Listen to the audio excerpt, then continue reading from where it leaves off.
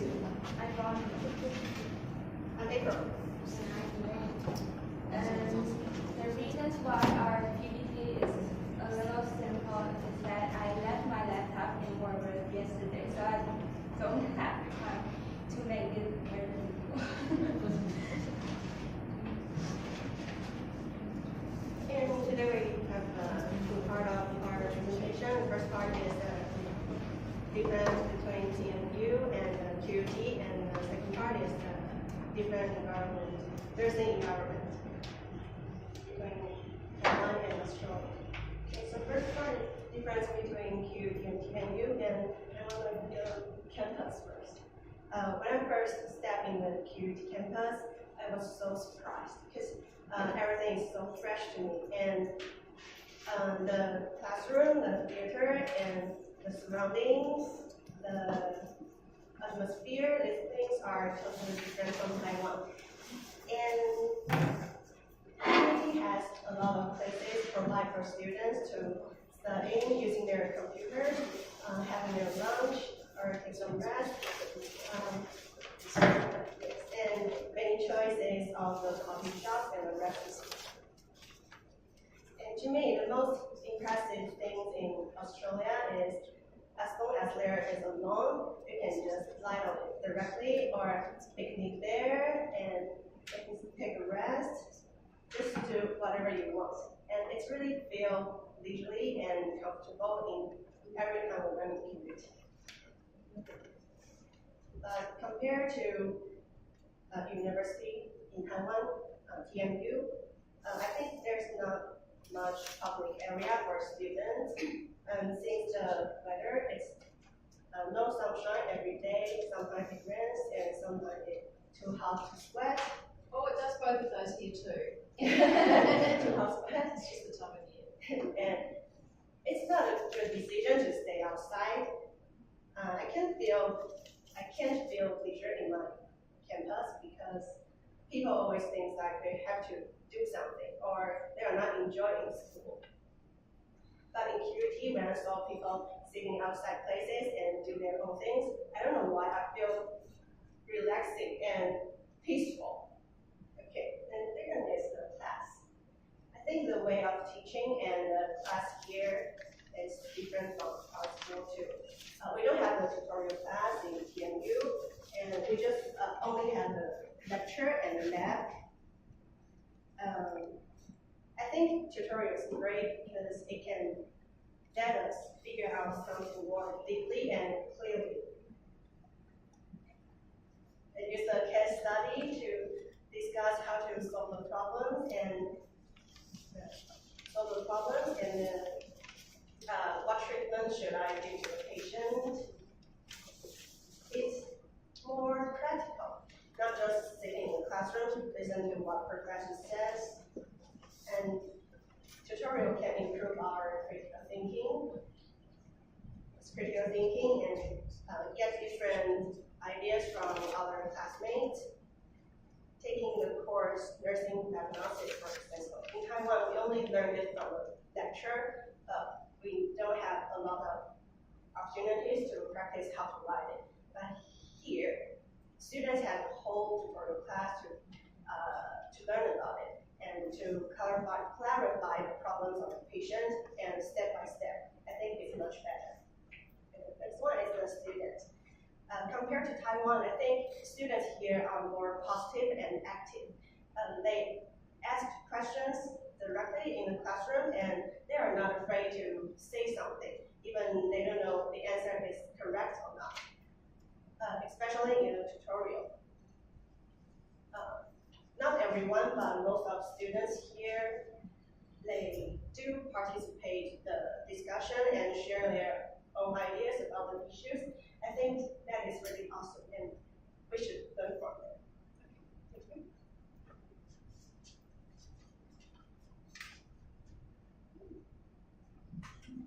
Now, Tony and I are going to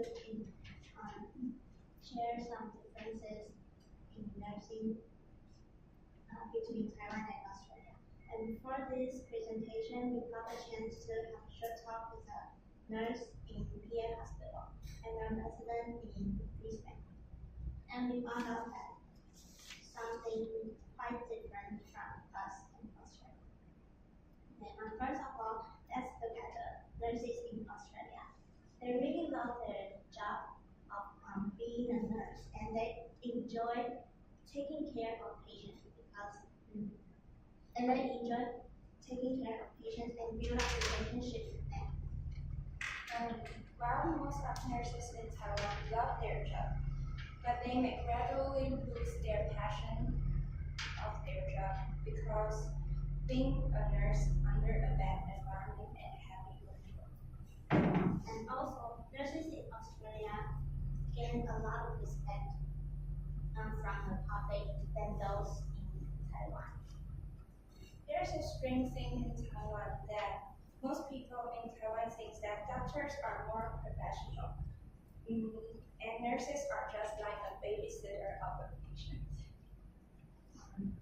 When you visited the PA hospital last Thursday, did you find that some the nurses in Australia look very different from us in Taiwan? Their face is very different. You find anything different? They don't wear a mask.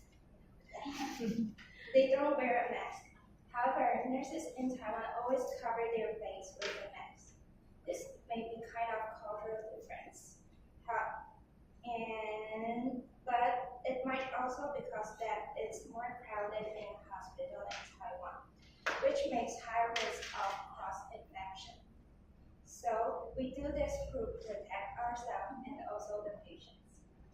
But the disadvantage of doing this is that it becomes more difficult for us to build up relationship with the patient because our facial expressions like smile is one of the key that help us to establish an effective relationship with the patient and get closer to them. Most of the time, I greet my patient without a mask and I say, hello, and my add like, huh?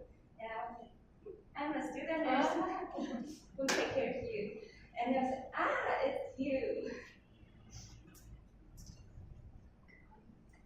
Continue, let's talk about the nurse-patient rate in Australia and Taiwan.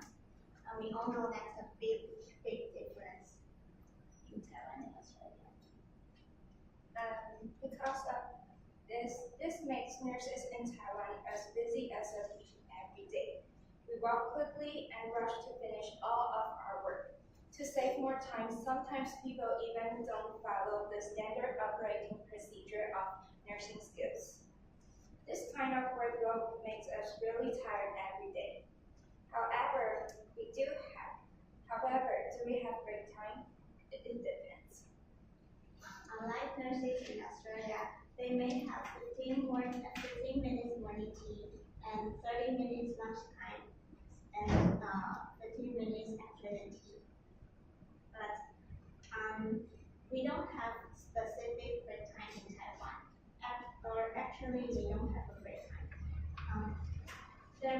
There's sometimes too many things for us to do, so we have lunch in rush or even don't have time to sit down to eat.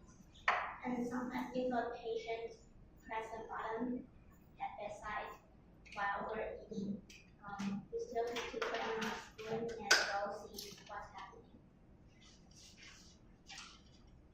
All of these might do harm to the patient and also decrease the nursing quality.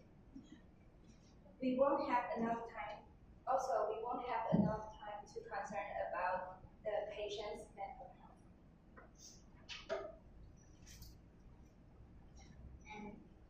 And the most different system of nursing we think is the role of floor nurse. What is floor nurse?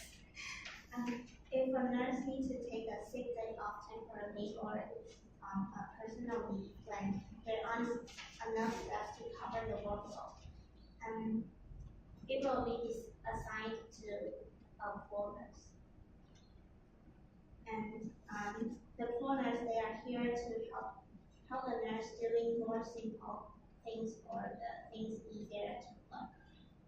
On the other hand, we are always short of nurses and can take a day off whenever we want because our colleagues need to share the workload that we left over. So nurses in Taiwan mostly work as usual unless they're under serious condition like flu or anything else.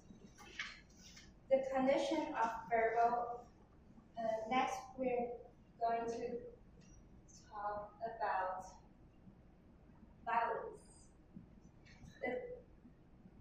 The condition of verbal and physical violence in workplace may be more common in Taiwan because nurses in Taiwan aren't good at telling their feelings or fighting for their rights directly. Also, nurses have relatively low social status in Taiwan. Now let's talk about patients. The patients here in Australia, we have higher satisfaction about the nursing care they got because they usually totally trust the nurses. As we mentioned before, nurses get a lot of respect from the public and the patient because they consider nurses and doctors as equally important. However, some patients in Taiwan may rely on doctors because they think doctors are actually the ones who cure them and believe they are more professional.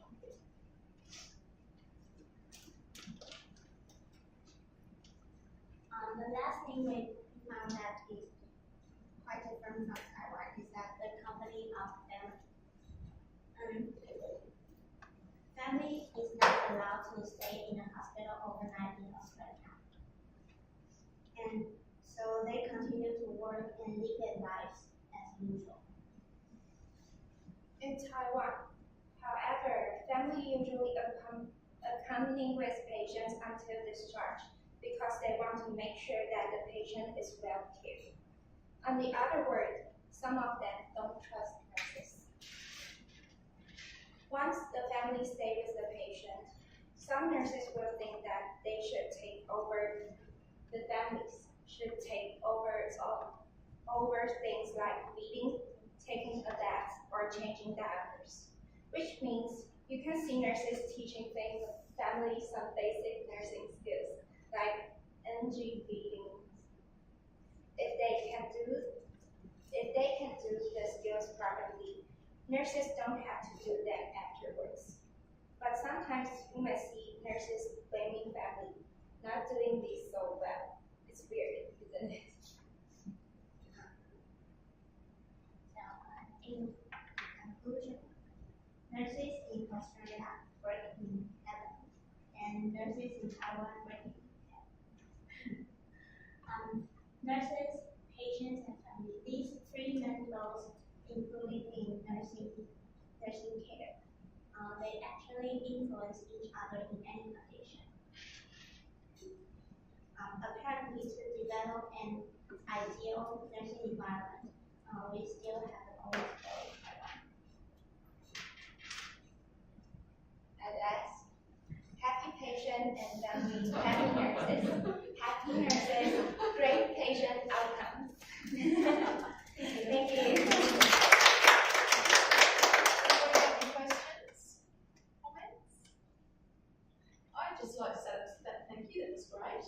I've just got a couple of things. One is it would be very interesting, wouldn't it, to look up some research about face masks and see if it really does help prevent spreading infection. I mean, I don't know, but that would be something good to go and look up and see if maybe that's something that we should be doing here, or maybe you don't need to do at home. But maybe like you say, maybe your environment having the single makes it important to do that. So I'm sure there is some research out there on that. And just one thing is just remember that you only went to one hospital. You went to Princess Alexandra Hospital, which is the best hospital in Brisbane, if not one of the best in the Southern Hemisphere as far as worker satisfaction and so on. Because Emma told you about the magnet program and how their culture really changed over the 10 or so years that they worked on developing that.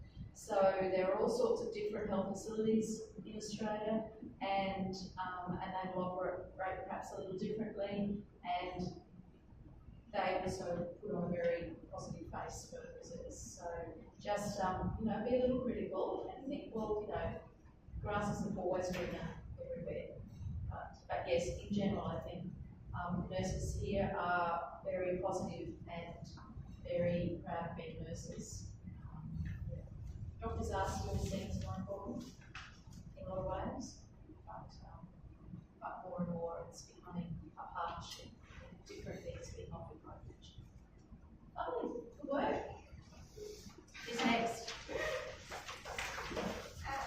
Let me tell everyone why I put that picture. That's when we went to Fraser Island on the weekend. I just dropped my cell phone into the Did you get it back? Yeah, I get it back. And did you drive? Did it work again? Or? Yeah, it did? A little, not working very A little bit not good. And did you put it into some rice or something like that? Rice here. Maybe rice off.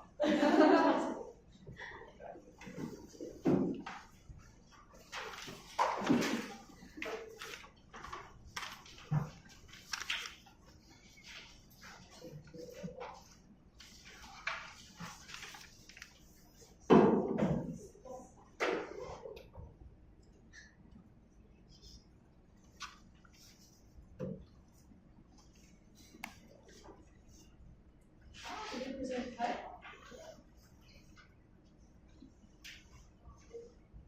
Good morning, everyone. Thank you all for being here. Let me introduce myself. My name is Yuki, and it is Lydia, and that is Chen. And our supervisor is Catherine. Unfortunately, she is back to Taiwan, so she can't present our presentation. But that's okay. We will be fine. Okay. Sure. Okay. Today I would like to talk to you about identifying the associated factors of stress of the primary caregivers of in-home oxygen dependent children. Okay, let's get started.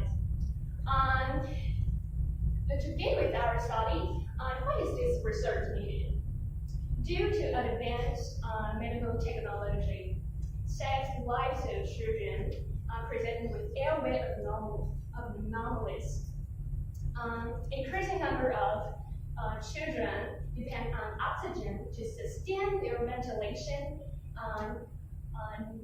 transferred from institution to home care. In this setting, the caregiver carry out both daily child-rearing activities and medical care activities. Because of these membership in caring, the caregivers need to transform themselves from novice to competent technical nursing care. Okay. Above the two reasons that I mentioned, the level of stress of the among the primary caregiver were high. So this research aim is to identify the primary caregiver stress by examining the levels of stress, caregiver needs, and social support. Okay, let's move on. The characteristics of the participants. From this board, you can see the total of 104 participants. Most of them were females. Yet we were unemployed. More than half reported a poor health status. And 18% of the primary caregiver had a household income below the national average. Okay, the next one, two characteristics of the older children. You can see from this form, the duration of daily oxygen therapy was 11.2 39 hours on average. The older children had neurological medical treatments, including tracheostomy, gastrostomy, and oxygenation monitoring. And their monthly expenditure and cost of care was about $16,980 on average. In other words, it's probably about $735 per month. Okay. Okay. So, plus the majors, this study news. There are three. It used a cross-section designed with three psychometric scale. And the first one is modified parenting stress index. It evaluates the magnitude of stress and the source of stress of the parents. And it's including these three parts. And the second one is caregiver needs scale. It evaluates the types and degree of needs of the parents when they care their older children at home. It's including these four domains of psychosocial needs. And the third one is social support index. And it measures the degree of social support that is available for the parents, provided by two parts of the provider, namely family and friends and healthcare professionals. Okay, I would like to refer to the research results. There are three ends that we could see. And the first, from this form, you could see the overall stress scores of the parents were high. But it is worthy to notice that the information support from healthcare professionals got the highest mean score. It is important. We can find that it is important for healthcare professionals show their empathy and take advantages of their knowledge to give the caregiver information and reduce their stress burden. Okay, the second one, let's talk about the second one. The needs and the stress of the participants were all correlated with each other. And however, there is results got pretty different from others. That is, social support from family and friends was not associated with levels of stress. It could be put down to our Chinese culture. But let me keep you hanging because I will introduce this issue with you later. Okay. The third one, final result. There are three stress factors of high levels of overall stress, including caregivers' poor health status, higher levels of financial need, and the male gender of the child. And in response to the first one and the second one, we have established the National Health Insurance and Major Injury System in Taiwan to support the caregivers' healthcare and reduce their financial burdens. Okay, so it is our research studies all. Next, we want to introduce you how Chinese family culture impact vitamin care. distribution of maternal health insurance and social support in Taiwan. First of all, let me introduce you Chinese family culture. There are many Chinese cultural characteristics on this slide you can see, including patriarchal, collectivism, procreation, extended families, filial piety, faith, and Confucian ethics. But today I will only introduce you two of them, patriarchal and faith. In literature, we have mentioned about what is the risk factors of stress.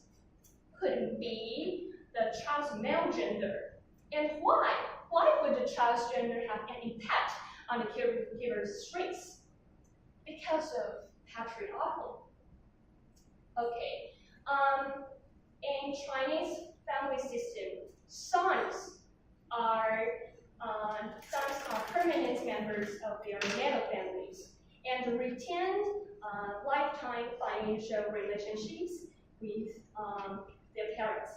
They are expected to contribute to their parents' economic well-being.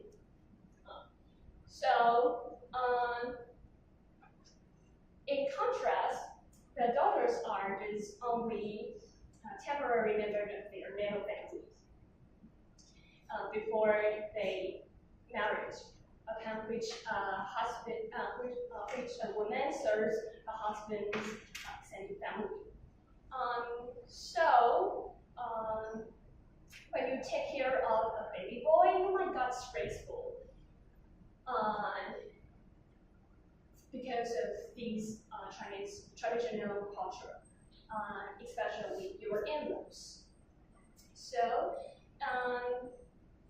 and my point of view, another way of looking at this question is to being a male seems not easy because they are expected given such onerous conditions and expectations. Okay.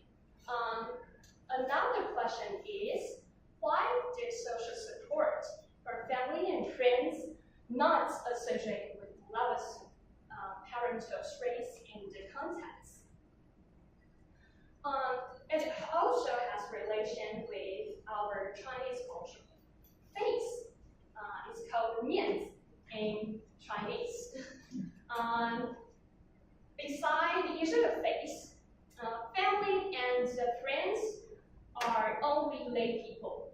They are not healthcare professionals, knowing how to take care for children, special children at home. Okay, about faith. Family functioning in Chinese family are regarded as private. Faith plays an integral role,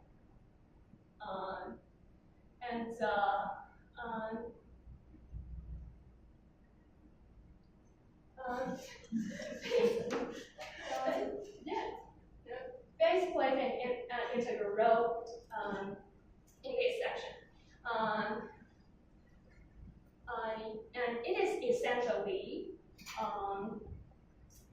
the reputation and dignity of company, family, or individual.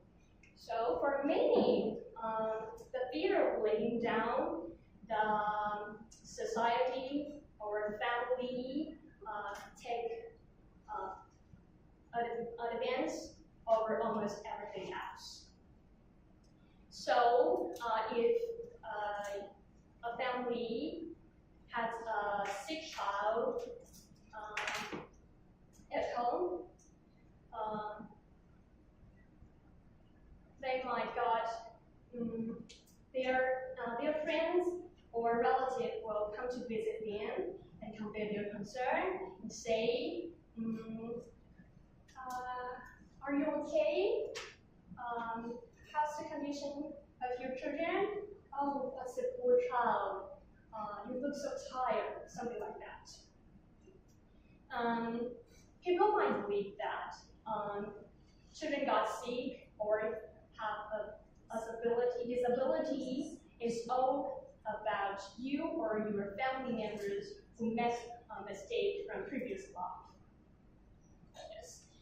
In the end, I want to talk to you that these two Chinese cultural characteristics are not occurring in every family. As for me, my parents treat me and my sibling are equal. No matter we are boys or girls, healthy or unhealthy, if they are treated us. Yes. So next, the next two national health insurance Taiwan, and Lydia will introduce you these. And now I'm introduce the national health insurance in Taiwan. And one important reason from the research is the financial difficulties. And however, Taiwan has a unique feature that is national health insurance. And it's greatly reduce the financial burden on parents. So let's talk about it. And before the introduction of the NHI, there was a range of separate like labor insurance, governmental employee insurance, and farmer insurance. And it only covered around 59% of the population. So the insurance people like child or the elderly who need the medical resource the most, and they didn't have the insurance. So the government introduced the NHI in 1995, which purpose is to improve the efficiency of the Taiwanese healthcare system and to improve the social justice by increasing healthcare coverage. And the government forced everyone to participate in this because it can protect both government and the systems. And the interest rates have existed around 99%. And everyone in Taiwan has an IC card, and it is used to identify the people and to store medical history, or you have to bill the insurance. And you have to take the RC card every time you have the medical resource. And until only 14 years, and everyone can check out their medical histories, like what medicine do you need, and the medical test results. And in the past 3 months, if you log in the net for the IC card. And next is talking about the advantage of the NHI. First is reducing the cost of the illness, and we usually cost around NT $150, almost around less than 10 AU for each time we receive the medical supplies and from a local clinic. And the second one is comprehensive coverage. And over 93% of the medical provider contact to the NHI. So we have a surprise from the Western medicine to the traditional Chinese medicine, and even the nursing home care. And the last but not least one is the free health check. And the government claims to have every year for the over 65 years old person for the medical test, like urine test, blood test, and the pulse test. And on the other side, we are talking about the disadvantage of the NHI. First is the duration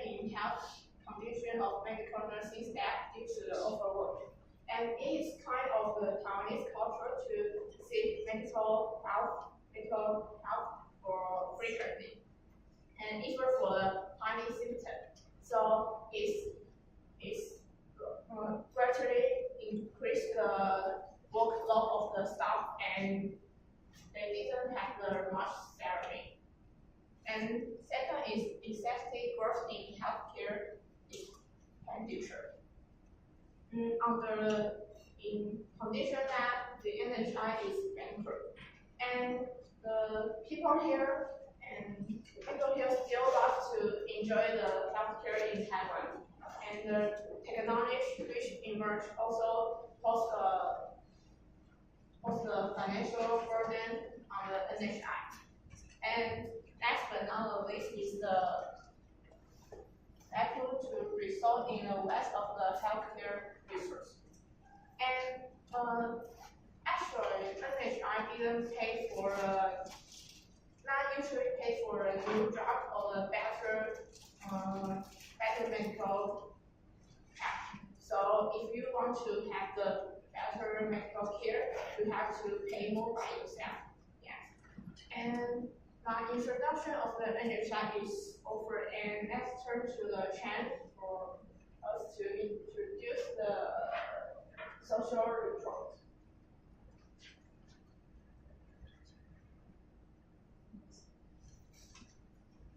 Okay, since Lydia and Yuki has mentioned the expenditure of the medical treatment is burdensome for their caregiver. So I will introduce the social support.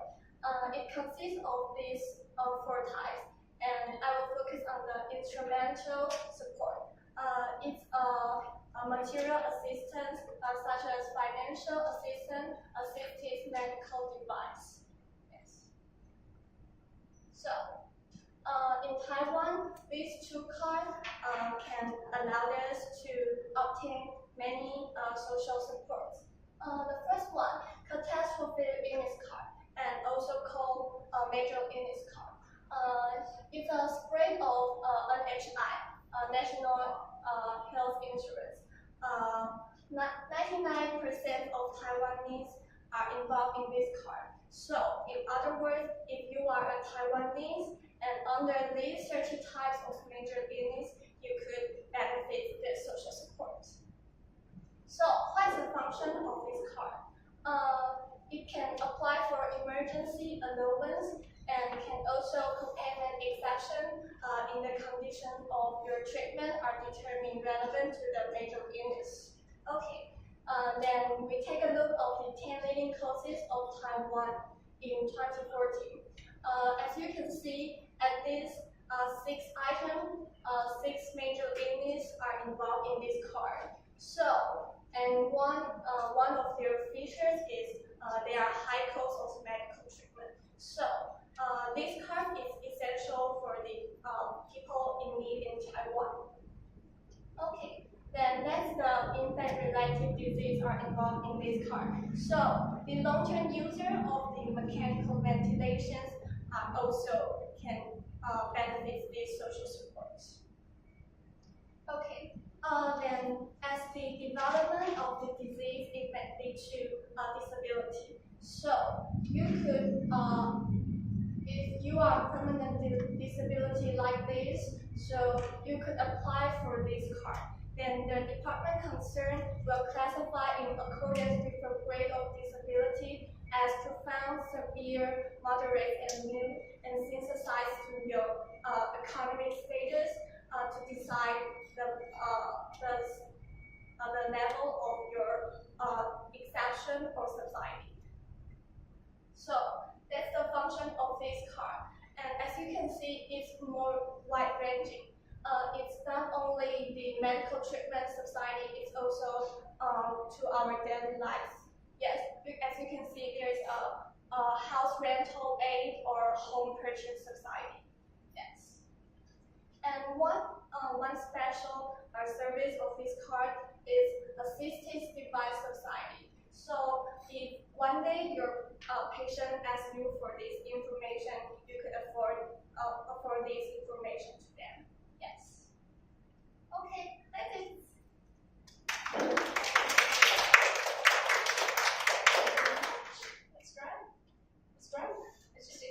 you've got a national health record keeping scheme in Taiwan.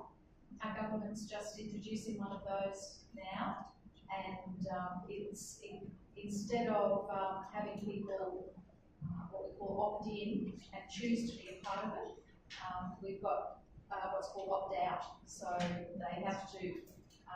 There's been a little bit of information going around to say that this new scheme where all your health records will be held centrally, so any of your medical providers can access them with your permission. And if we don't want to be part of it, then we have to go online and say we don't want to be part of it. And there's been a little bit of controversy about that system and privacy. So it's interesting. How long have you had that in Taiwan already? That system. How long have you had it? The medical records being central.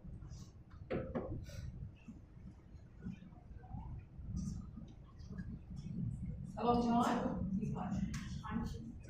20 years, yeah, it's very new for us, and we because in Australia, medical records, they can be all over the place. So if you go to a different hospital, different general practitioner, I can't remember what vaccinations I had 5 years ago, unless I actually write them all down. So for some people, it probably is a good idea to have all that information in a central place for an ongoing condition. For me, I chose not to do that because I don't think it would be any benefit. So just an interesting way of approaching it. Thank you. Thanks. Thank you. Last group.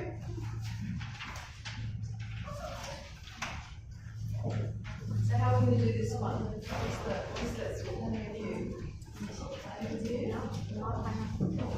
All of you can do the test. Okay, so it's going to be quite short for each one of you.